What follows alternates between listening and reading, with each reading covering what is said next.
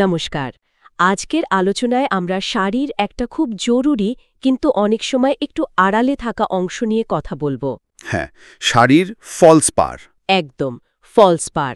কেন এটা এত দরকারি, কিভাবে ঠিকঠাক লাগানো যায়, এর পেছনে কি শুধু টেকনিক্যাল কারণ নাকি আরও কিছু, এই সব নিয়ে আজ আমরা একটু গভীরে যাব। ঠিক, বিষয়টা সহল মনে হলেও যারা নিয়মিত শাড়ি পরেন বা শাড়ির যত্ন নেন তারা জানেন এটা কতটা গুরুত্বপূর্ণ। এটা তো শুধু শাড়িকে টেকসই করে না, দেখতে কেমন লাগবে, পরতে কেমন আরাম হবে, সব কিছুতেই এর একটা ভূমিকা আছে। হ্যাঁ, আর আমাদের কাছে একটা বেশ বিস্তারিত গাইডলাইনও আছে, তাই না? যেটাতে পুরো ব্যাপারটা খুব ভালোভাবে বলা আছে।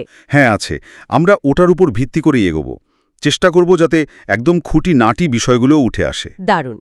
তাহলে আমাদের লক্ষ্য এটাই থাকছে যে এই গাইডলাইনের থেকে পাওয়া তথ্যগুলো সহজভাবে তুলে ধরা, যাতে সবাই বুঝতে পারেন ফলস পার জিনিসটা কি, কেন দরকার, আর ঠিক কিভাবে লাগালে কাজটা নিখুঁত হবে। ঠিক, শুধু কিভাবে নয়, কেনটাও বোঝা জরুরি। চলুন তাহলে শুরু করা যাক। একেবারে প্রথম প্রশ্ন, এই যে ফলস পার বা ফল বর্ডার বলছি আমরা, এটা আসলে কি? ফলস পার, দেখুন নামটাতেই একটা ইঙ্গিত আছে। ফলস মানে এটা শাড়ির আসল অংশ নয়, এটা একটা আলাদা কাপড়ের টুকরো। আচ্ছা। সাধারণত সুতির হয় বা সিনথেটিক মিক্সড, যেমন ধরুন ট্যাফেটা। এটাকে শাড়ির একদম নিচের যে ধারটা থাকে, মানে যেটা হাঁটার সময় পায়ের কাছাকাছি থাকে, সেই ধারে সেলাই করে জুড়ে দেওয়া হয়। ভেতরের দিকে তো, বাইরে থেকে দেখা যায় না? হ্যাঁ হ্যাঁ, অবশ্যই ভেতরের দিকে, মানে শাড়ি পরলে এটা চোখেই পড়বে না, কিন্তু এর কাজটা খুব গুরুত্বপূর্ণ। এটা শাড়ির আচরণ অনেকটা বদলে দেয়। আচরণ বদলে দেয়, এটা বেশ ইন্টারেস্টিং। মানে এটা শুধু একটা কাপড়ের ফালি নয়, এর কি বিশেষ কোনো কাজ আছে? নিশ্চয়ই আছে, বেশ কয়েকটা জরুরি কাজ করে এটা। প্রথম আর সবচেয়ে যেটা সবাই জানে সেটা হলো ওজন বাড়ানো। ওজন? হ্যাঁ, শাড়ির নিচের দিকটাতে এটা একটা এক্সট্রা ওজন যোগ করে। আর এই ওজনের জন্যই শাড়ির যে কুচিগুলো আমরা দিই, মানে প্লিটগুলো, হ্যাঁ প্লিটগুলো, সেগুলো খুব সুন্দরভাবে সমানভাবে ঝুলে থাকে, যেটাকে আমরা ফল বা ড্রেপ বলি। এটা না থাকলে বিশেষ করে হালকা শাড়িগুলো কেমন যেন ফোলা ফোলা লাগে, উড়ে উড়ে যায়। ঠিক ঠিক, এটা দেখেছি। সিল্ক বা একটু ভারী শাড়িতে বোঝা যায় যে সুন্দরভাবে ঝুলে আছে। তার মানে ফলস এই ওজনটা আনতে সাহায্য করে। একদম। আর শুধু ভারী শাড়ি নয়, জর্জেট, শিফন, হালকা সুতির শাড়ি, এগুলোর ক্ষেত্রেও দরকার, যাতে শাড়িটা গায়ের সাথে লেগে থাকে। দ্বিতীয় কাজটা হলো সুরক্ষা। সুরক্ষা কিসের থেকে? ভাবুন তো, আমরা যখন হাঁটাচলা করি, শাড়ির নিচের পাটা কত কিছুর সাথে ঘষা খায়, মাটি, ধুলো, জুতো। হ্যাঁ তা তো বটেই। দামি শাড়ির পাটা এতে খারাপ হতে পারে, সুতো উঠে যেতে পারে, ছিঁড়েও যেতে পারে। ফলসটা থাকলে ওই ঘষাটা ওর ওপর দিয়েই যায়, শাড়ির আসল পাটা বেঁচে যায়। ও আচ্ছা আচ্ছা, মানে একটা শিল্ডের মতো কাজ করে। বলতে পারেন একটা অদৃশ্য বর্ম। শাড়ির আয়ুটা বেড়ে যায়। তৃতীয়ত, এটা একটা পরিচ্ছন্ন ফিনিশিং দেয়। ফিনিশিং কিভাবে? অনেক শাড়ির নিচের ধারটা হয়তো এমনি সেলাই করা বা একটু অমসৃণ থাকে। ফলস লাগালে ওই ধারটা ঢেকে যায়, একটা সমান পরিচ্ছন্ন চেহারা পায়, দেখতে ভালো লাগে। একটা কমপ্লিট লুক আসে। আর কিছু? হ্যাঁ, আরেকটা কারণ আছে, যেটা ওই প্রথম কারণটার সাথেই যুক্ত, ওজনের ব্যাপারটা। হ্যাঁ। ওই ওজনের জন্য শাড়িটা পরার সময় সোজা থাকে, কুঁচকে বা জোড়ো হয়ে যায় না সহজে। ধরুন বসে আছেন, তারপর উঠে দাঁড়ালেন, শাড়িটা নিজের ভারেই সুন্দরভাবে নেমে আসবে। বাহ, এটা তো খুব কাজের। মানে পরতেও আরাম, দেখতেও ভালো। একদম, আত্মবিশ্বাসটাও বাড়ে। তাহলে তো দেখা যাচ্ছে এই ছোট্ট কাপড়ের টুকরোর গুরুত্ব অনেকখানি। আচ্ছা, কেউ যদি বাড়িতে এটা লাগাতে চান, তাহলে কি কি জিনিস হাতের কাছে রাখতে হবে? মানে উপকরণ কি কি লাগবে? উপকরণগুলো খুব সহজেই পাওয়া যায়। প্রথম তো লাগবে ফলস কাপড়। আগেই বললাম, সুতির বা ট্যাফেটা ভালো, টেকসই হতে হবে, ধোয়াও যাবে। আচ্ছা। তারপর সেলাইয়ের জিনিস, হাতে করলে ভালো সূচ আর সুতো, মেশিনে করলে তো মেশিন লাগবেই। সুতোর রংটা নিশ্চয়ই খুব জরুরি, ম্যাচিং হতে হবে। অত্যন্ত জরুরি, কারণ সেলাইটা তো ভেতরের দিকে হচ্ছে, কিন্তু ফোড়গুলো যাতে বাইরে থেকে একদমই বোঝা না যায়, তার জন্য শাড়ির যা রং ঠিক সেই রঙের বা তার সবচেয়ে কাছাকাছি সেরে সুতো নিতে হবে। বুঝতে পেরেছি। আর কি লাগবে? মাপার জন্য ইঞ্চি টেপ, কাটার জন্য ভালো ধারালো কাঁচি, আর পিন। সেফটি পিন নয়, এমনি পিন। পিন কেন? ফলসটাকে শাড়ির সাথে ঠিক জায়গায় আটকে রাখার জন্য। সেলাই করার সময় যাতে একটুও নড়ে না যায়। পিন না লাগালে কাজটা নিখুঁত করা খুব কঠিন। ও আচ্ছা, ঠিক ঠিক। আর সব শেষে সেলাইয়ের পর পুরো জিনিসটাকে সেট করার জন্য একটা ইস্ত্রি মাস্ট। ওকে, লিস্টটা খুব বেশি বড় নয়। এবার ধরুন ফলস কাপড় কেনা হলো। এর মাপটা কেমন হবে? লম্বা বা চওড়া কোনো নির্দিষ্ট নিয়ম আছে? হ্যাঁ, মাপটা খুব নির্দিষ্ট। লম্বার ব্যাপারটা হলো শাড়ির নিচের পাড়ের পুরো দৈর্ঘ্য বরাবর এটা লাগে না। ও তাই নাকি? শাড়ির যে অংশটা আমরা কাঁধে রাখি বা আঁচল হিসেবে ব্যবহার করি, সেই অংশটা শুরু হওয়ার মোটামুটি 1 ফুট মানে ধরুন 12 ইঞ্চি মতো আগে ফলস লাগানো শেষ করে দিতে হয়। আচ্ছা, মানে আঁচলের দিকে ফলস থাকে না? না, তাই শাড়ির ধরনের ওপর নির্ভর করে ফলসের মোট দৈর্ঘ্য সাধারণত 2 থেকে 3 মিটারের মতো হয়। এই আঁচলের অংশটা বাদ দেওয়ার কারণ কি? ওখানে লাগালে অসুবিধা কিছু? কারণটা হলো আঁচলটা তো আমরা নানাভাবে স্টাইল করি, ফেলি বা প্লিট করি।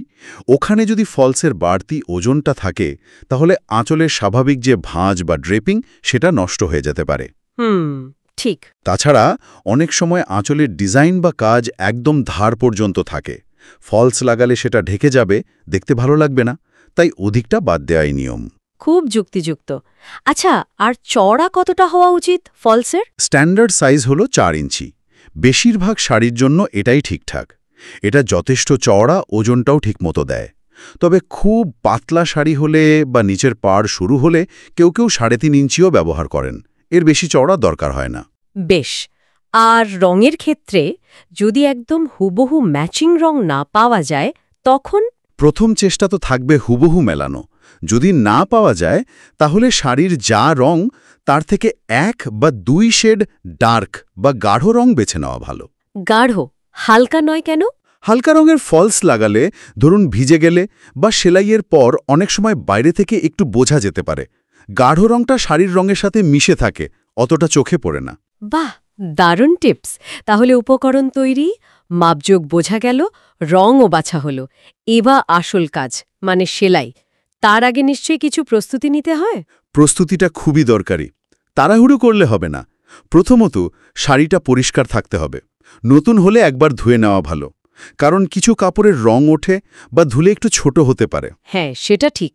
তারপর শাড়িটাকে ভালো করে ইস্ত্রি করে নিতে হবে, একদম সমান, কোনো ভাঁজ যেন না থাকে। তারপর কোথায় বসে কাজটা করা ভালো? একটা পরিষ্কার সমান জায়গা লাগবে, যেখানে যথেষ্ট আলো থাকে। বড় টেবিল বা পরিষ্কার মেঝে, সেখানে শাড়িটাকে লম্বা করে বিছিয়ে নিতে হবে। আচ্ছা। এবার দেখতে হবে শাড়ির কোন দিকটা নিচে থাকবে পরার সময়, মানে পায়ের দিকে কোনটা থাকবে। এটা পাড়ের ডিজাইন দেখলেই বোঝা যায়। যেহেতু ফলসটা ভেতরে লাগবে, শাড়িটা নিশ্চয়ই উল্টো করে বিছাতে হবে? একদম ঠিক। শাড়িটাকে উল্টো করে বিছাতে হবে, মানে যে দিকটা শরীরের সাথে লেগে থাকে সেটা থাকবে ওপরের দিকে। এবার ফলস কাপড়টা নিতে হবে। আচ্ছা। ফলসের লম্বা দিকের একটা ধার, মানে একটা কিনারা, প্রায় আধা ইঞ্চি মতো ভেতরের দিকে মুড়ে নিতে হবে। এটা ইস্ত্রি দিয়ে ভাঁজ করে নিলে খুব ভালো হয়, তাহলে ধারটা একদম বসে যাবে। এই ভাঁজটার কারণ কি? যাতে ফলসের কাঁচা সুতোগুলো বেরিয়ে না থাকে, দেখতেও ভালো লাগে, ফিনিশিংটা পরিচ্ছন্ন হয়। বুঝলাম। এবার এই ভাঁজ করা ফলসটাকে শাড়িতে বসাবো কিভাবে? পজিশনটা কিরকম হবে? শাড়ির যে নিচের ধারটা, মানে একদম কিনারা, সেখান থেকে প্রায় 6 ইঞ্চি, মানে খুবই সামান্য 1 সেন্টিমিটারেরও কম জায়গা ছেড়ে ভেতরের দিকে ফলসটা বসাতে হবে। ও, একদম কিনারা ঘেঁষে নয়? ফলসের যে দিকটা আমরা ভাঁজ করলাম, সেই ভাঁজ করা দিকটা থাকবে শাড়ির ভেতরের দিকে মুখ করে, আর ফলসের অন্য যে খোলা ধারটা সেটা থাকবে শাড়ির কিনারার দিকে। আচ্ছা, বেশ। এরপর খুব সাবধানে একটু একটু করে পিন দিয়ে ফলসটাকে শাড়ির সাথে আটকে দিতে হবে, পুরো লম্বা দিকটা বরাবর। প্রতি 4 বা 6 ইঞ্চি অন্তর অন্তর একটা করে পিন, টান টান করে, কিন্তু শাড়ি বা ফলস কোনোটাই যেন কুঁচকে না যায়। একদম সমান রাখাটা খুব জরুরি। এই পিন লাগানোতে অনেকটা বোঝা যায় কাজটা কেমন হচ্ছে। ঠিক আছে, প্রস্তুতি তো হয়ে গেল। এবার সেলাই। হাতেও করা যায়, মেশিনেও। হাতের সেলাইটা একটু বলুন, যারা মেশিনে অভ্যস্ত নন তাদের জন্য। হাতে সেলাই একটু সময় তো লাগবেই, ধৈর্য দরকার, কিন্তু এর ফিনিশিংটা খুব সুন্দর হতে পারে। বিশেষ করে পুরনো দামি শাড়ির ক্ষেত্রে অনেকে এটাই পছন্দ করেন।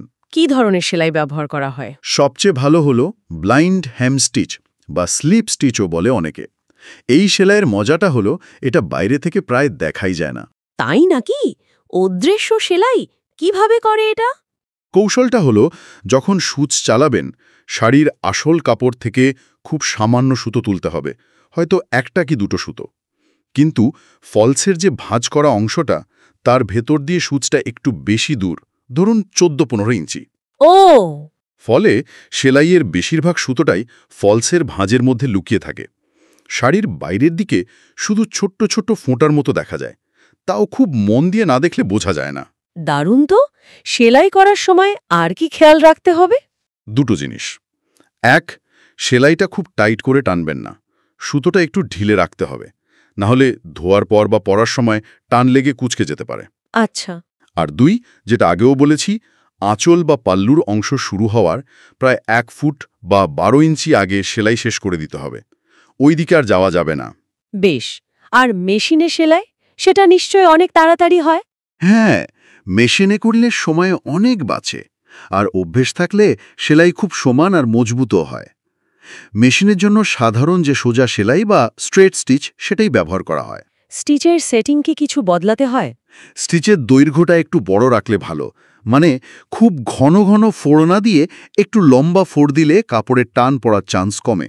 মেশিনে সেলাইয়ের পদ্ধতিটা কি একই রকম, মানে প্রস্তুতি? হ্যাঁ, প্রস্তুতি এক। পিন দিয়ে ফলসটাকে আগে শাড়িতে আটকে নিতে হবে, তারপর মেশিনের প্রেসার ফুটের নিচে কাপড়টা সাবধানে রাখতে হবে, ওই শাড়ির ধার থেকে 6 ইঞ্চি ভেতরে ফলসটা রেখে। আচ্ছা। ফলসের ভাঁজ করা দিকটা আপনার দিকে থাকবে, খোলা দিকটা মেশিনের ভেতরের দিকে।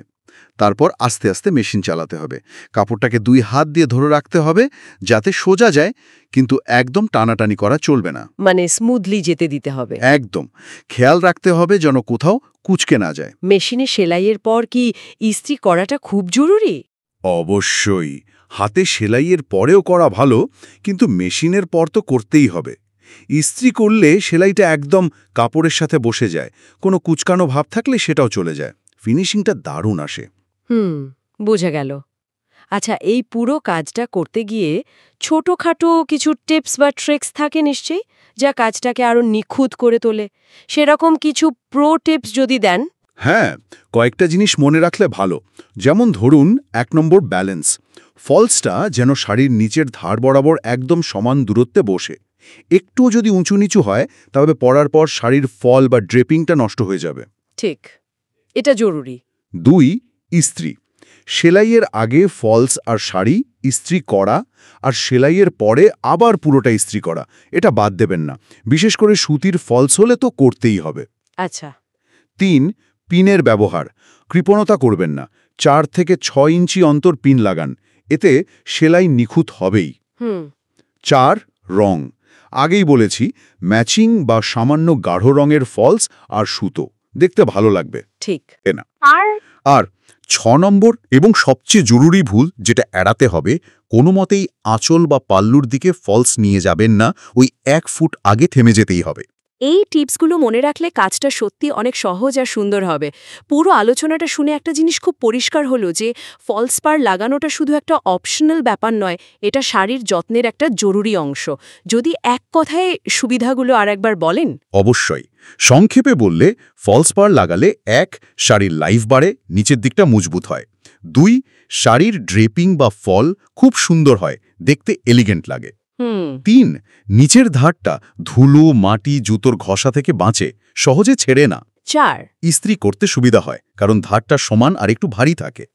আর 5, শাড়িটাকে একটা কমপ্লিট, নিট, প্রফেশনাল ফিনিশিং দেয়। কেমন হবে, রং কেমন বাঁচবো, হাতে বা মেশিনে কিভাবে লাগাবো, আর কি কি খেয়াল রাখবো, সবটাই।